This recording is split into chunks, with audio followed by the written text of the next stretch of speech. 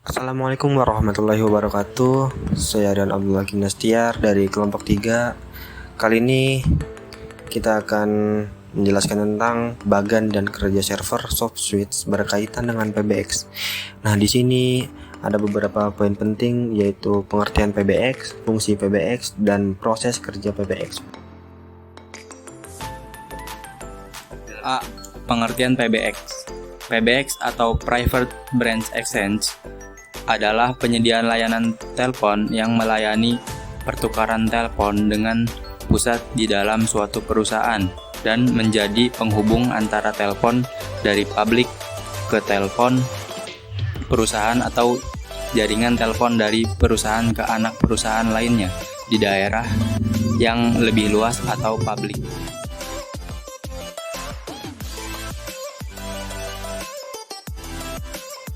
PBX dibedakan dari sistem kunci yang dilakukan pengguna secara manual ketika ia menekan nomor tujuan.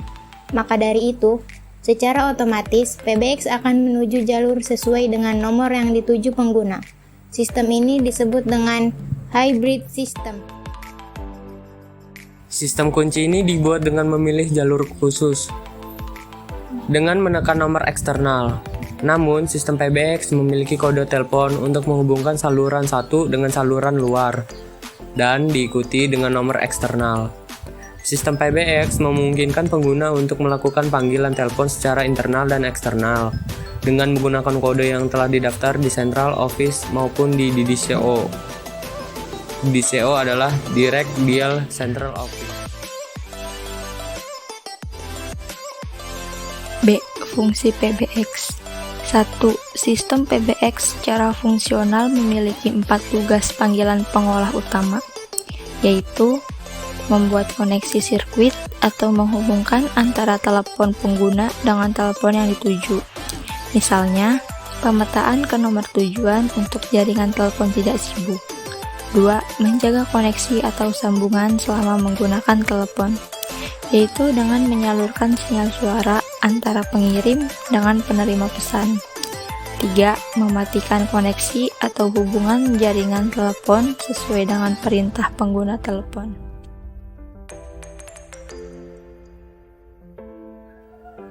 Jadi, fungsi-fungsi inilah yang membedakan PBX dengan sistem lainnya meliputi 1. Layanan otomatis panggilan, layanan otomatis direktori atau di mana pemanggil dapat dialihkan ke karyawan yang diberikan dengan memasukkan huruf nama karyawan tersebut.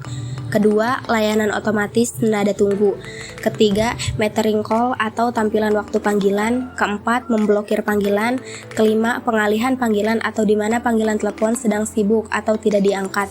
Keenam, panggilan pick up, dan ketujuh, transfer panggilan.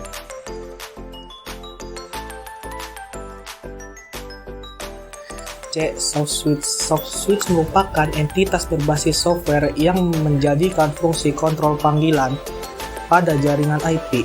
Soft switch adalah suatu alat yang mampu menghubungkan antara jaringan sirkuit dengan jaringan paket. Termasuk di dalamnya adalah jaringan telepon tetap atau PSTN, internet yang berbasis IP, kabel TV, dan juga jaringan seluler yang telah ada selama ini.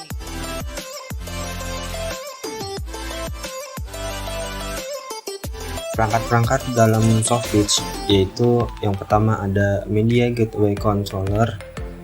MGC atau Call Agent adalah elemen utama soft switch. Fungsi untuk mengontrol semua sesi layanan dan komunikasi, mengatur interaksi elemen-elemen jaringan yang lain, dan menjembatani jaringan dengan karakteristik yang berbeda, yakni termasuk PSTN, SS7, dan jaringan IP.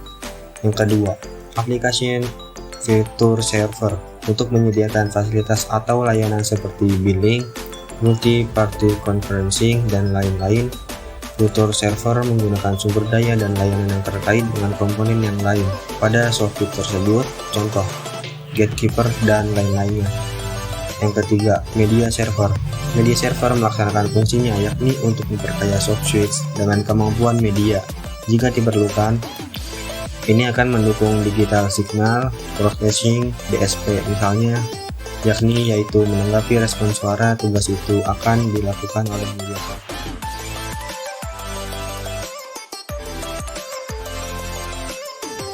D. proses kerja PBX pada server soft switch. Sebuah sistem IP PBX terdiri dari satu atau lebih telepon SIP, server IP PBX, dan secara opsional VoIP gateway untuk terhubung ke jalur server klien SIP, baik berupa software atau perangkat keras berbasis ponsel, mendaftar ke server IP PBX, dan mereka ingin membuat panggilan. Mereka meminta IP PBX untuk melakukan panggilan. IP PBX memiliki daftar semua ponsel atau pengguna dan alamat sesuai dengan SIP mereka, dan demikian dapat menghubungkan panggilan internal atau rute panggilan eksternal baik melalui jalur gateway VoIP atau menyediakan layanan VoIP. Sekian pembahasan materi yang kami sampaikan tadi. Jika ingin bertanya silahkan di komentar di bawah ini. Semoga bermanfaat. Jangan lupa like video ini. Wassalamualaikum warahmatullahi wabarakatuh.